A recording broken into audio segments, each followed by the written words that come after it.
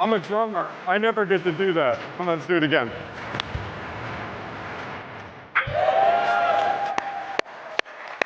I'm telling you, I am so excited to be here, honored. You can't believe how great it is to be up here with you guys. I've met some really amazing people the last couple of days, and last month with Bill Corbin and your group. Man, amazing folks. Just an honor to be here. Here I am, on stage, speaking, keynote speaking to an $18 billion company. What? How does a small town Minnesota boy get from there to here? Wow, you're gonna make me cry. Oh, my hair looks good in the back. Having a good hair day. First of all, I want to thank some people before we get started. John DeLozier and Coral Higby. Come on, you guys changed my life. This is great, great. Thank you so much. And the Link, the band you guys are going to see later. I mean, what an experience with those guys. You guys have such a great, awesome team in place. You're going to do awesome, and I'm so excited to be a part of it now, right? Let's hear it.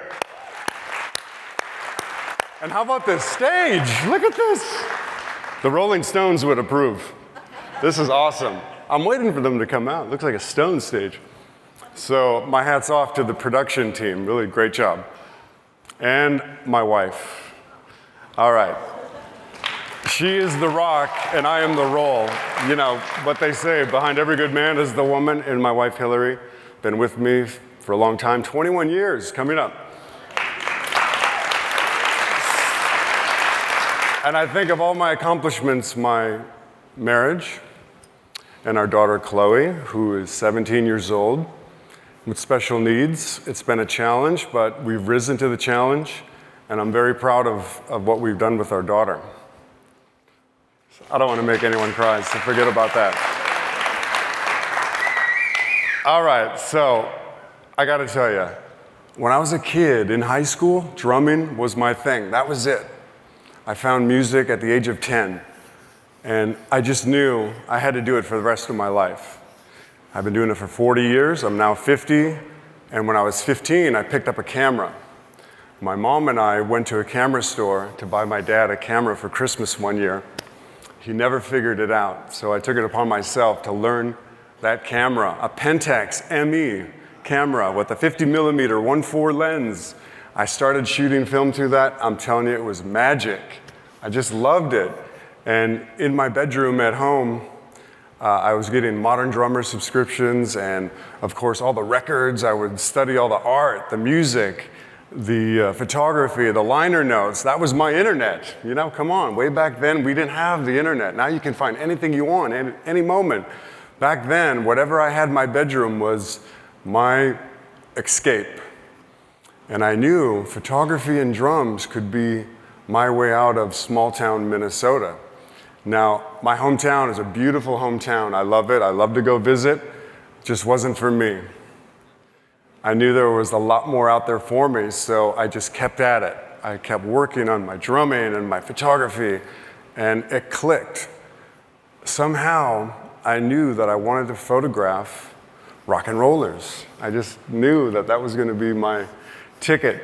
So I worked hard, and we all know we're all entrepreneurs. You focus, you work hard, you put out a good product, you be a good person, honesty, all that, integrity, and hopefully everything happens. And it must have happened, because here I am, $18 billion company.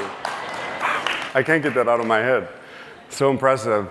All right, so, I have stories from all the photographs I've ever taken, and I found out when my book came out, when I started doing the press and the promo, that people were really interested in the stories behind the photos, and I found that I love telling the stories. I find this really fun up here. I'm really happy to be here.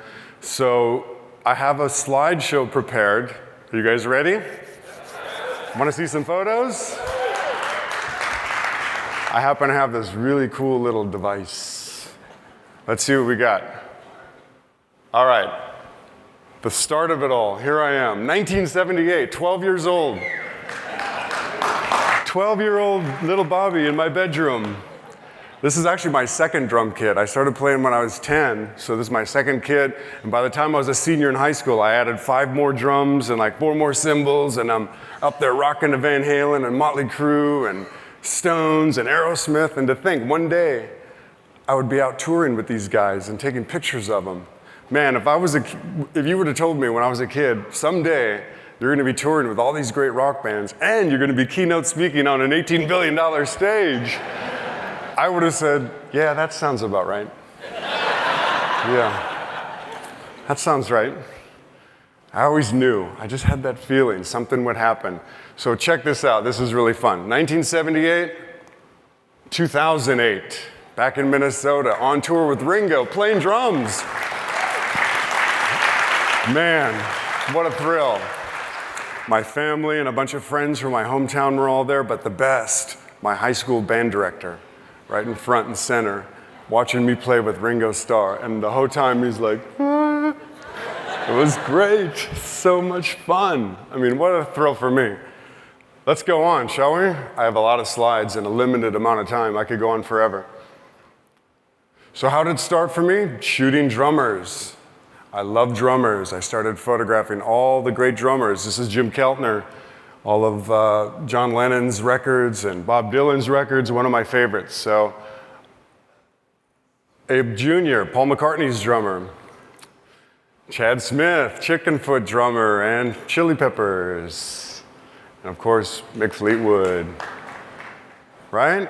Drummers, that's my thing. I love shooting drummers. Of course, I shoot all sorts of musicians, but shooting drummers led me to Sheila E., who we all love.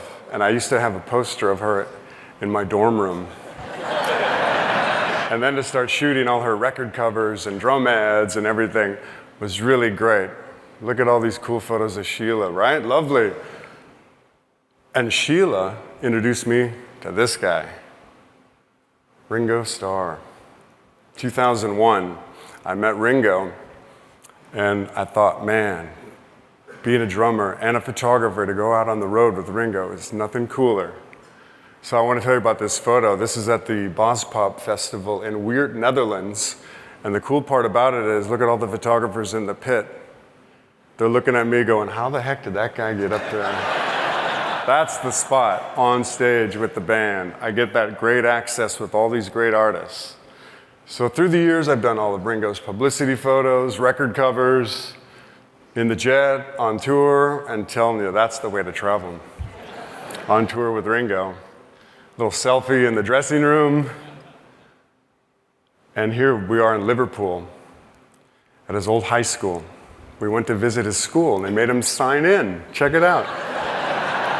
His wife, Barbara, and the headmaster, sure enough, he signed in. And I realized as soon as we were leaving, they're going to put that book behind a case.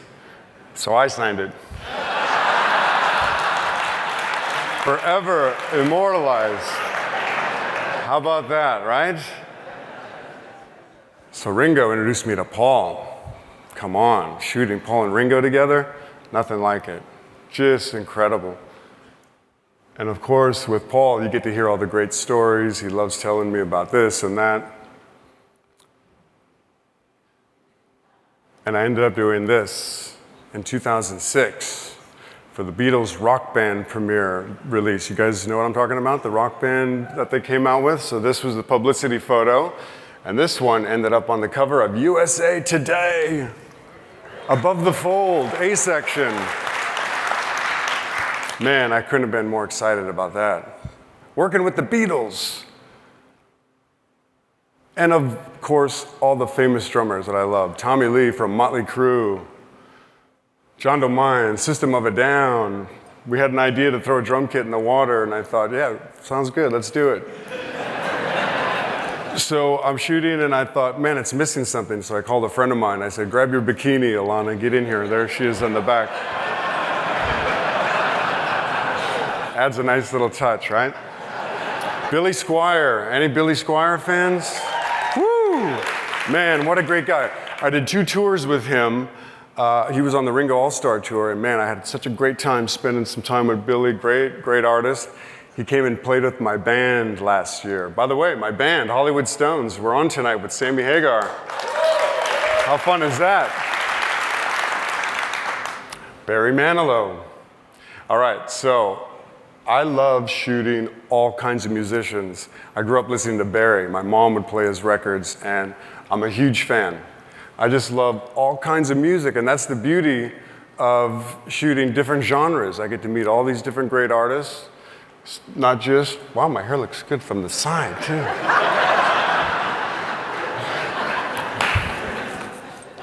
My wife's gonna kill me later.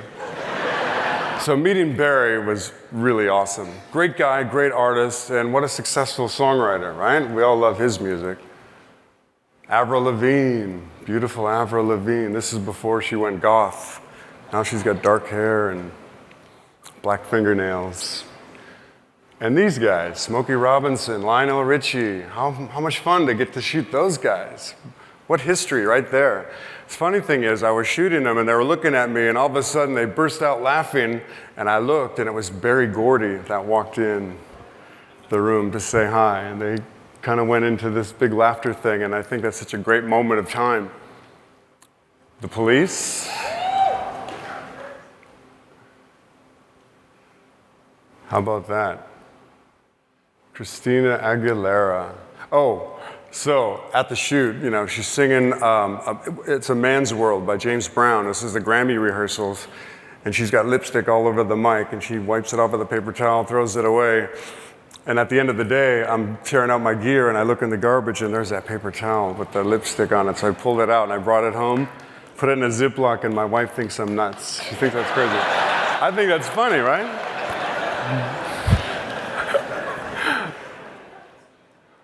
Quincy Jones, wow. What an icon. To be able to spend time with him, just unbelievable. That's what I enjoy, the one-on-one, having the discussions, asking my questions, because I love music. I'm just a music fan, so to be able to have that moment with them is just special. That's what I love, that's what I enjoy. And to have the photos to prove it. And in this photo, I knew like third or fourth frame, I had it. That was it. I'm like, that's it, we're done. He's like, wow, that was easy, that was fast. Dave Navarro from Jane's Addiction. That's kind of fun, right? It's for you ladies. Phil Vassar. And this guy is the guy that introduced me to John DeLozier. Mutual friend of ours, and when Phil was playing in LA, we all went out for dinner, and I met John, and I knew instantly he was a long-lost brother that I would be with forever and ever, and I'm so happy to be here because of John DeLozier, so thank you, John. And his lovely wife, Joanna, who, by the way, I had the pleasure of shooting their wedding last July. Just amazing, just beautiful. Oh, I went too far, too fast.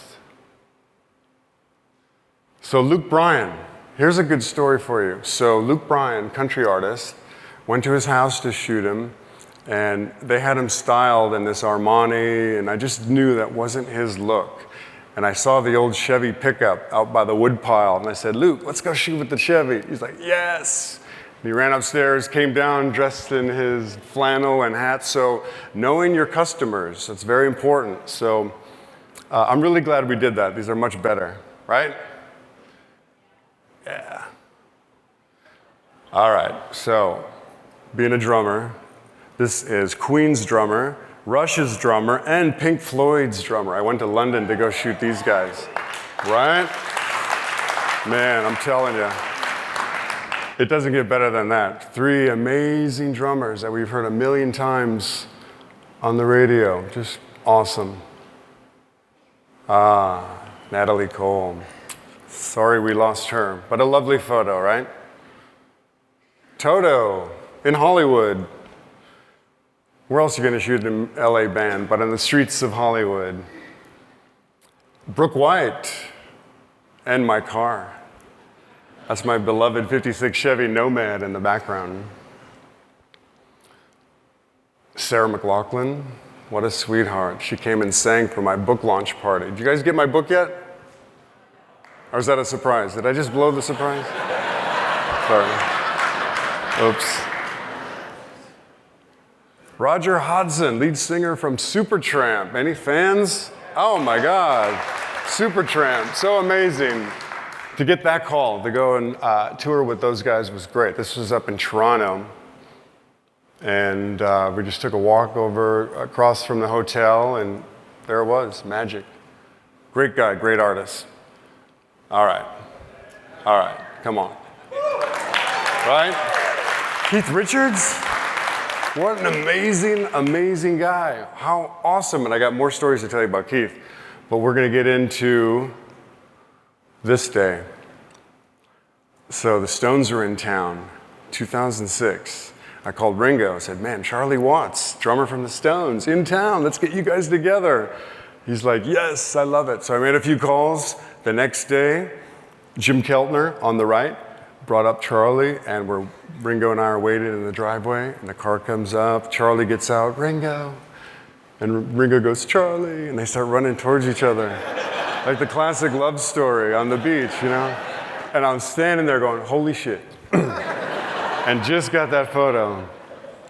So we go in the house and we're hanging about, and Ringo's got an electric kit and he's showing Charlie all these cool sounds, and he hands Charlie the sticks, and I got that shot right at that moment. Right? It's being ready at the right time. One of my favorites, and because it was just a moment captured and it wasn't posed, it looks real, right? If I were to pose them, it would look awkward. And that could be my favorite photo ever, except this one. That's cool, right? Look at those drummers. Nice.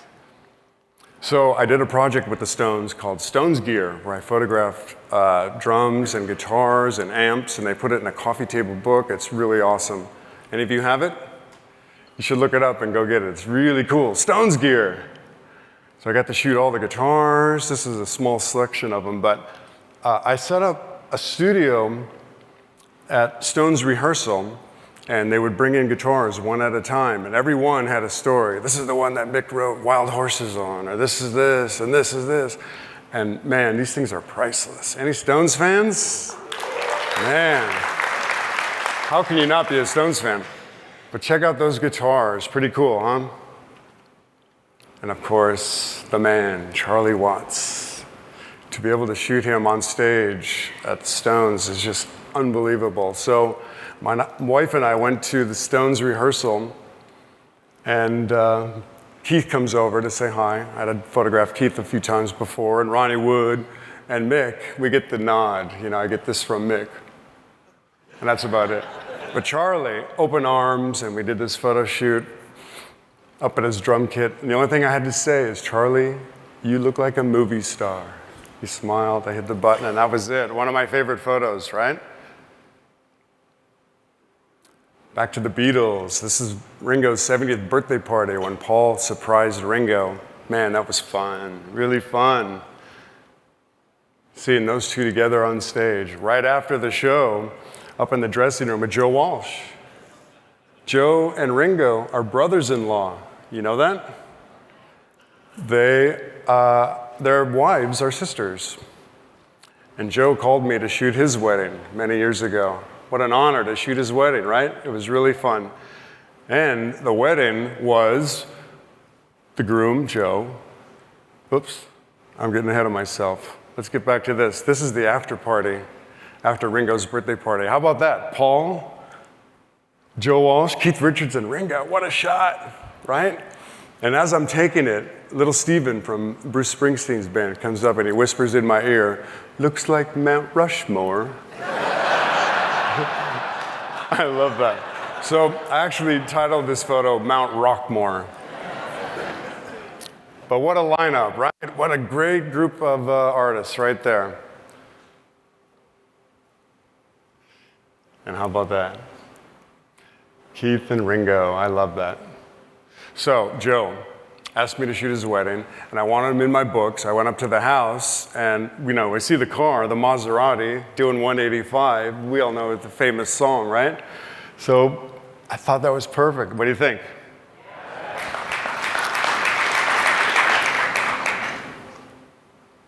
Okay, so here's the wedding. Here's the best man Ringo, and the efficient Billy Gibbons from ZZ Top, Reverend Billy.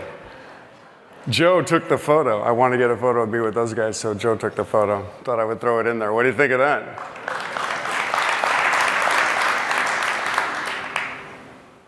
An all-star band lineup. Yeah, this was cool. I shot these guys in different cities, different states, and then in Photoshop, put it all together. Pretty cool. Todd Rundgren, Steve Lukather, Greg Raleigh, some really great artists there. This is in Kauai at Todd Rundgren's house. Todd Rundgren, right? What a great American songwriter. I'm such a fan. And to go spend 4 days with him at his house was just out of this world. Really cool. One day, we're sitting in his living room. In fact, I shot this sitting in his living room. His house is 3 walls, wide open to the sunset every night. And the sun was going down. I said, wow, go grab a guitar. Let's do this. Greg Raleigh, the original keyboard player from Santana and Journey. Also a 56 Chevy collector. How about that? So, the Beatles' 50th anniversary. You guys watch it on TV? Did you see it? When they went back to the Ed Sullivan Theater? Man, what a treat to be there with them and get this photo. So I want to get a picture of them with the empty audience, and Ringo comes out and he goes, "It looked so much bigger back then." So I got this picture of the 3 of them at the end of the stage, and I sent a copy to Dave Letterman with my book that I think you guys are getting. Maybe not. And like 2 weeks later, I got a letter from Dave, handwritten letter from Dave Letterman. "Thank you so much. It was so great to see you, and the book and the picture. So great." All right, Aerosmith. Any fans? Big time, big time. To think one day I'm going to be touring with Aerosmith, just great. And when I first met them, Steven said, "All right, we want you to do your thing on stage, wherever you want, during the show." And I'm thinking, wow, on stage with Aerosmith. Just amazing, just really fun. So this is right before the show, like 2 minutes before showtime. Did a nice group photo before. I told Steven he looked like my Aunt Debbie. And looking closely at Joe's hand down here, he's holding something funny. But man, these guys rock, really. They are amazing, quintessential rock stars. Just a really great band, great show. So I'm on stage with the band, right? Steven decides he wants to come up and sing right to me. Check it out. And then he gets a little too close. And then he decides my lens is dirty. Swear to God, during the show.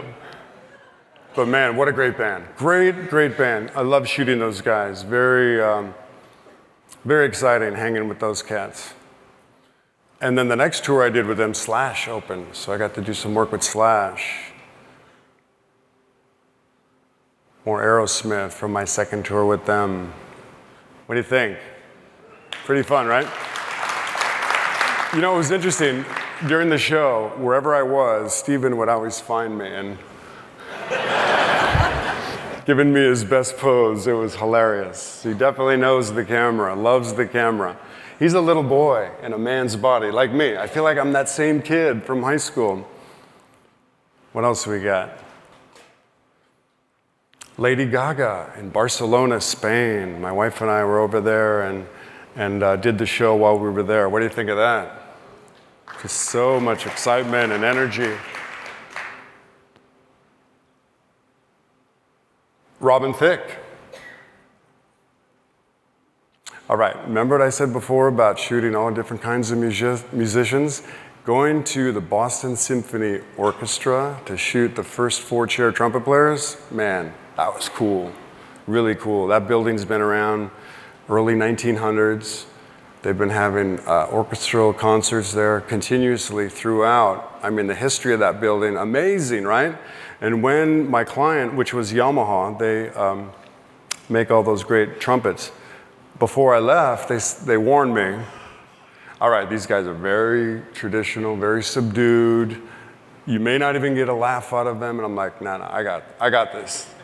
So I kind of brought my rock and roll attitude in with them, and I got this photo, backstage, kind of hanging out. Really fun, right?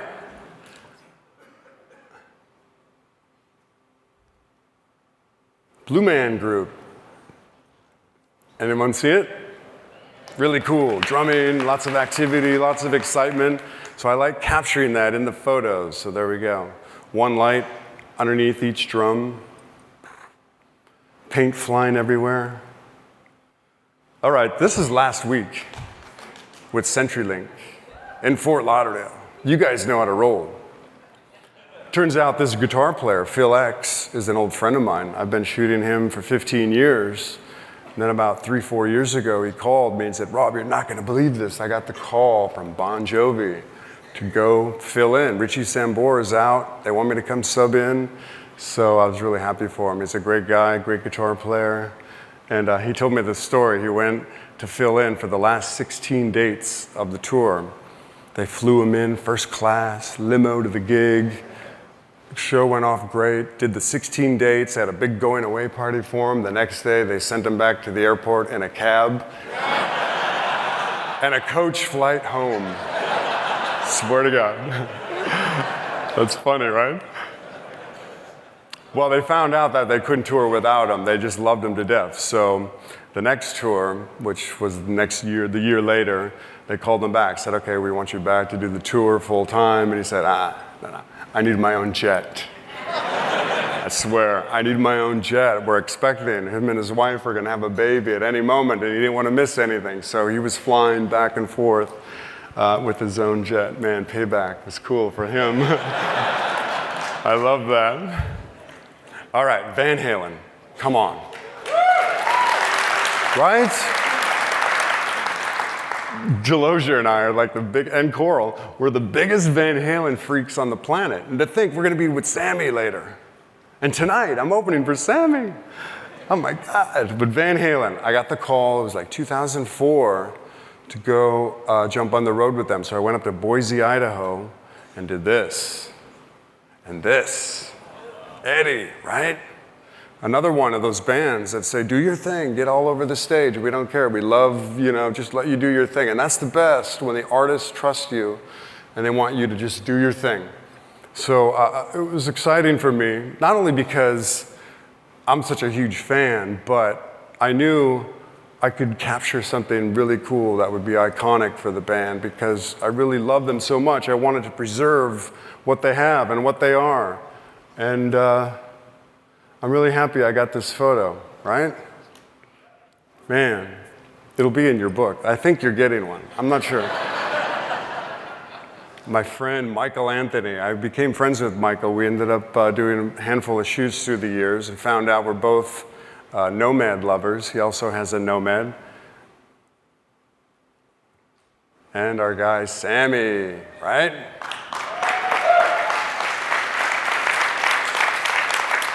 Back in '86, and I'm going to tell Sammy this later, back in '86, my brother and I camped out for 3 nights for Van Halen tickets. We were the crazy kids that the news crew came and interviewed, and like, what the hell are you guys waiting for? Van Halen tickets!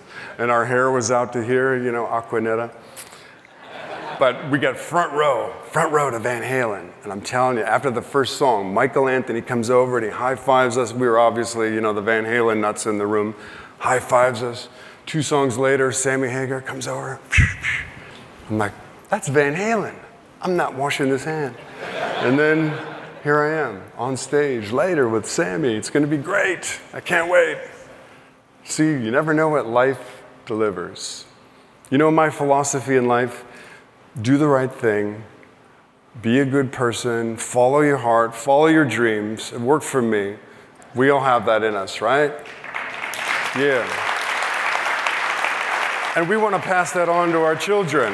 Music, and take them to the museum, open up their horizons, buy them some some wacky record that you never thought they would listen to. Like me, I grew up listening to Manilow and Neil Diamond and CCR and plus all my rock experiences. And then my high school band director, God love him, turned me on to all these great jazz artists like Art Blakey and Buddy Rich, Ed Shaughnessy. So I became a huge jazz fan in high school, played for 6 years with my jazz band. So I've always had that love of all different genres and to be out shooting all these different genres. Dream come true, right? Oh yeah, Michael. And the first bass that Yamaha gave him, it was really funny. The good story is, see that big scratch on the bottom left of that bass? That was the first one that Eddie did with a screwdriver. All the rest of the scratches, compliments of Van Halen brothers. Nice guys. More Sammy, we're gonna see him later. I thought I would throw some more Sammy in here. And Michael.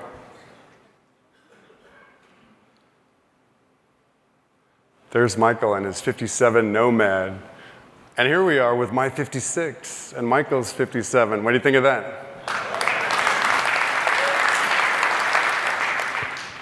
I have 45 seconds left. My timing is perfect, because here's the last frame. The cover of my book, volume 1. I think you guys are getting one, I'm not sure. So let me tell you about the book real quick. So as a photographer, your body of your work is your body of work, I guess. And I heard a long time ago from a photographer friend who said, just find what it is, what you love to shoot, find a way to make that your career. That's what I did, music. So putting together the book was just such a great thrill. And to have Ringo Starr write the foreword was out of this world, right? Come on, that's a long way from a boy from Minnesota. I want to thank you for coming and allowing me to share my story. And I'm going to be here, all day and all day tomorrow. So if you want me to sign your book, I've already signed them all, but if you want me to personalize it, by all means, come ask. I'd be more than happy to. Thanks again for having me. Woo. Oh, and by the way, all of you that raised your hand that had cashed $1 million check, I have a really great website with a gallery store, robshanahan.com. If you want to spend any of that money. How about John Delosier? Hey, all right, you guys. Yep, still oily and thinning. Oh, boy. Yeah, awesome. What'd you think? You got great hair. Good job, bud. One more time for Rob Shanahan. Please. Good stuff. It's so fun to do this with the girls sitting right there. I know. Too. Look We're at both our on lovely stage. wives. Yeah, it's kind of cool. So we have obviously shared so many great stories over the years, and it's just so interesting to me. But you mentioned a few things earlier. Talk to them. A couple quick ones for you. You said one yesterday I'd never heard before. Who is one person that you took their picture and you didn't put in volume 1? Man.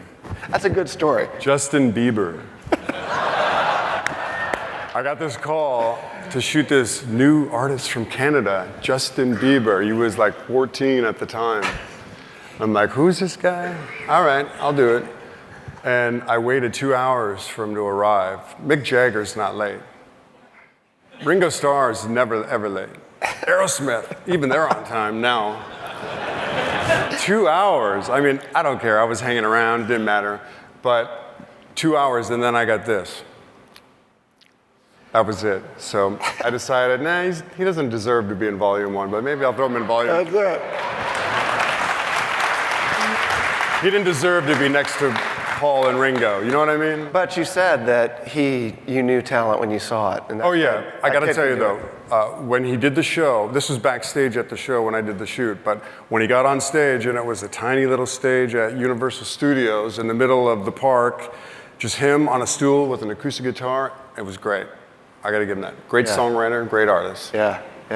You also mentioned yesterday, because you're a Minnesota kid, and that there are a couple that you missed along the way. Yeah, people have asked me, what artists have you not worked with that you would love to? And I just so sad that I miss Prince, my Minnesota boy. Yeah. I grew up 20 miles from Paisley Park, and my relationship with Sheila, she had said, I asked her, about shooting Prince someday. She's like, anytime you go back home, just let me know, I'll make a call. And I always thought Prince would be here. I always thought he'd be around, so it was always, next time. When I go home, my family takes up 100% of my time, so I like visiting home and going to see my family and friends, and sometimes it's hard for me to get away and go do a photo shoot, but I'm really sad that I miss Prince. Yeah, especially being a Minnesota kid. Yeah, so who thought Prince would go before Keith Richards? Yeah. So when Prince died, Minnesota, God bless them. I love my home state. What a great state. They, the cover of the Minneapolis Star-Tribune, the Prince tribute, blah, blah, blah. And I started reading everything, and I realized Prince was born in 1958, and Minnesota was established in 1858. 100 years from Little House on the Prairie to Prince. I call that progress. Right? Yeah. Wow. Way to go, soda. We tied in earlier, some of the changes we've had, right? With the digital transformation and convergence and, all the nerdy stuff that I do and love, by the way. But I was going to ask you, how's your industry changed? And how have you changed with it? I mean, you talked about that pin tax, day one, and talk about progress. Yeah. I mean, everybody's a photographer now. Yeah. Right? So how does that look? Well, I come from the film world, obviously. I'm 50. I've been shooting since I was, let's just say, for the sake of math, 15 years. That's a long time I've been shooting. And, I used to process black and white film. And I'm telling you, that first roll, I looked, man, that was magic. That's when I was really hooked. And I became really good in the darkroom. I used to print all my own stuff, and I really loved that. But when digital came around, I was one of the first to jump in. I knew that was the way it was going to go. And I jumped into Photoshop right at the beginning, so I kind of grew with it all. And it was probably perfect timing for me. I was at that point in my career where I was busy and digital was there, so I jumped in and kind of made it my new workflow. And actually, digital worked better for me because I'm a really firm believer in retouching at the end. I love working on a digital file and creating art on the back end of a photo. So I took to it really, really well. And I'm happy to say that I've stayed on top of that edge of technology with photography. It's cool. And it helped me. But now, now we have these amazing big digital cameras that shoot huge, amazing files, but every photo is on your iPhone and it's this big. It's like a little button on iTunes. But me, I love printing big stuff, and I shoot a lot for the musical instrument company manufacturers like Drum Workshop, Fender, Yamaha, all these big time instrument manufacturers. And we have what's called NAMM every year, North American Music Merchants, and it's a big trade show in Anaheim. And I get to see all my stuff blown up big. They print everything big, wall size. So that's fun for me. Yeah. You told the story earlier of that great day that you brought Charlie Watts and Ringo together with Dylan's drummer, which is even more amazing, right? Amazing. To have all these guys in the same room.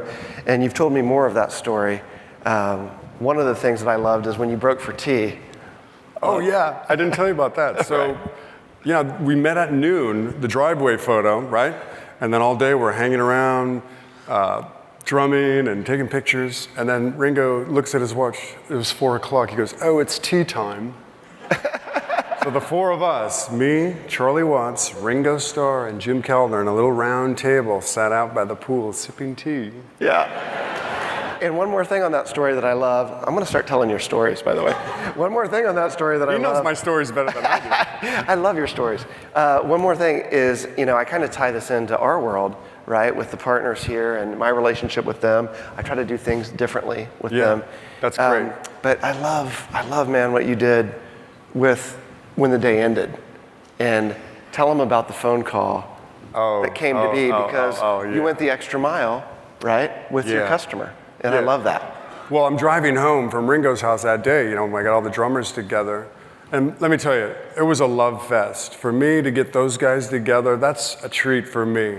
It wasn't for monetary reasons. I didn't do it for any other reason, just a selfish reason, just to see these guys together, right? Right. Nothing sweeter than that. And at the end of the day, I'm driving home, and I'm thinking, did that really happen? Was that a dream? Thank God I have it all on photos. I get home, and I load the images into my computer, and I'm looking through, and I realize that's a really magical set of photos. So I picked 50, and I put it together in a book, and I made them all a book from the day, and I sent them off. And Ringo and Jim called me right away. Rob, great, so much fun, thank you, thank you. 2 months later, I get a call from London. Hello, Rob, this is Charlie Watts, drummer, Rolling Stones. And I'm like, yeah, I know who you are. He goes, I wanted to thank you. You made me look like a movie star. That's why, years later, on stage at Staples, when I said, Charlie, you are a movie star, he gave me that big smile, and boom. Very cool. That's a great story. And by the way, Charlie, a lovely, lovely gentleman.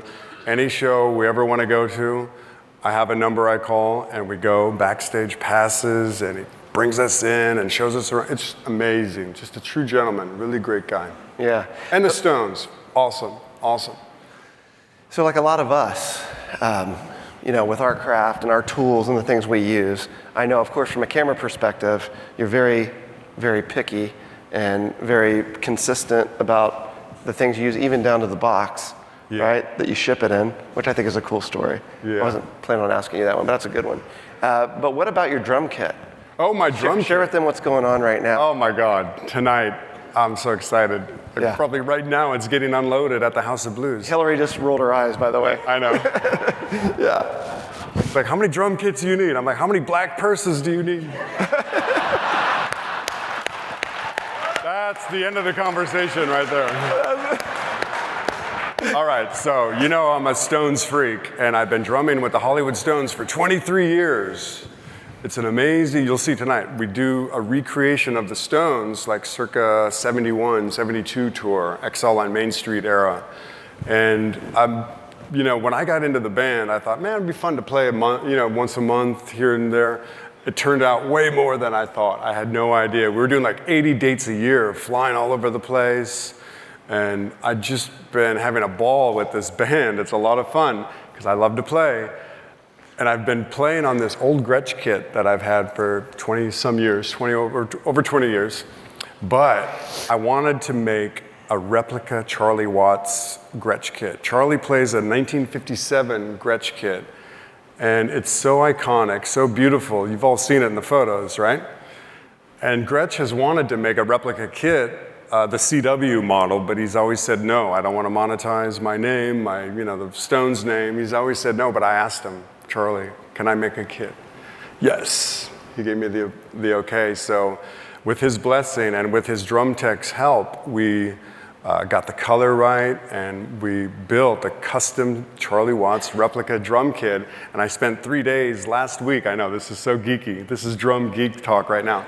I spent 3 days in the Gretsch factory getting the color right with the painter. They put coats of different toned lacquer on it. Took 13 coats to get the color right. And then I went back in the warehouse. I know, I'm a little kid back there. I'm snooping around, and I found old lugs from the 1960s, but they don't use them anymore, and the drill presses are not the same size, so we had to dust off the old drill presses and the old machines to build this kit. So this kit was built with the old machines that built Charlie's kit and Art Blakey's kit and DJ Fontana's kit from Elvis's drummer, who I met. Great story with him, by the way, but we're running out of time, I think. So anyway, I had this. We have as much time as we want. We have more time. So I had this custom awesome kit, and it was shipped last Thursday, arriving today in San Diego at House of Blues. So I'm going to whip it out tonight, and you guys get to see it. One of the things that I love about Rob, and I think you guys are seeing it shine through, is he puts his heart into everything. Yeah. And your philosophy earlier, it's real simple, isn't it?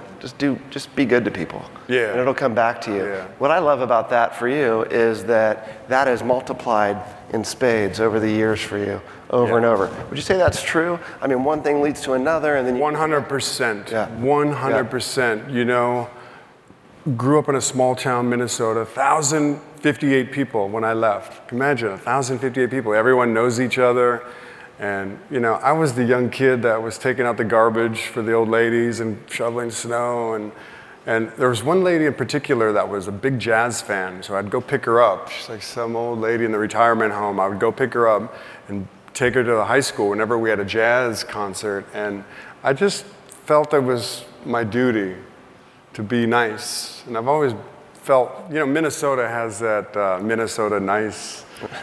They use it on their t-shirts, Minnesota nice. But it's true, you know, it's a good state. And I grew up in a very lovely community, and they say it takes a community to raise a child. Well, I'm a product of that. And, you know, I go back all the time and hang with the folks. And the cool thing is my high school band, you know, the high school band programs around the country, and they need help. They need stuff, they need funds, they need gear, they need instruments. And for me, that's easy. It's a phone call. I can call a company and they'll send a new set of drums. Or you need new horns? Yeah, okay, I'll call Yamaha and they'll send whatever they need. And I feel like that's my way of giving back to my high school. Awesome. It gave me so much. Also, ancillary to that, I had a rock star moment with you. Yeah. I didn't mention earlier, everybody else talked about this. I didn't, I'm sorry I didn't. My lovely wife is here. I got married July 4th. We have 5 kids between us, Awesome. Which is a big deal, yeah. Awesome. And Rob came in July to shoot our wedding, but there was a little more to the story. Oh? Yes. Oh? That's the setup. Oh, the setup. Oh, you're talking about the 2 days before I left? Yeah, who asked you, remember? Oh, yeah. You had to turn somebody down. I got a call from Ted Nugent's management to do a shoot with Ted, like the day after they called. But I had a flight to Florida to shoot his wedding. I'm not letting this guy down. No, Ted. Suck it, Nuge. Screw you, Nugent. Suck it, Nuge. Suck it, Nugent. Mic drop. Oh my gosh, we could do this all day. I love it, but we won't. I know, he's telling everyone that story. I love I'll get in trouble. How can these folks find you? You know, I'm right here. Yeah. RobShanahan.com. Okay. My life's up there. As you know, the internet is our life now. And my Facebook page, Rob Shanahan Photography. Get on there, like it, check it out. Yep. You know, I'm always posting what I'm doing, what's going on, and people love to check it out. I hear that it's kind of interesting. Yeah. So it's you really might want interesting. to check it out. Oh, you know what's interesting? Yeah. Tell me. Oh, maybe I shouldn't tell them because I don't want to blow the surprise about my book. Yeah. Yeah. They're getting books. They're getting books. Yeah, they're getting 1,000 book signings. Oh, video. tell me about that. That was pretty cool. How much fun. Yeah. So I had to sign 1,000 books. You guys are getting a book. You know that, right? So John's like, you got to film it. So I did. I set my camera up, and I have this function on my camera that I've never used called time lapse. It takes a picture every 30 seconds. Boom, boom, boom, boom. So at the end, it syncs it all together, and you get like a little 6-minute movie of me signing 1,000 books. You got to see it. It's on my Facebook page. Yeah, it's very cool. And what about the water bottle? Oh, yeah. So, you know, you take a drink of water, put it down, but you don't put it down in the exact same spot. So in this time-lapse sequence, the bottle is like moving. It's spooky as hell. You got to look. It almost looks like it's haunted. That's it. So, thank you so much, my friend. You know where to find him. Go look at his work. Yeah, I think that's about it, right? Anything else? Yeah. All right. I think we're good. Rob Shanahan, everyone. Thank you. I'm a drummer. I never get to do this. Look, a standing O. I know, I love it. Proud of you. Let's go to get this too. Huh? Yes.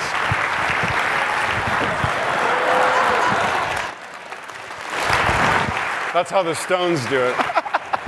All right, thank you, everyone. Thanks, Rob. Thank you so much.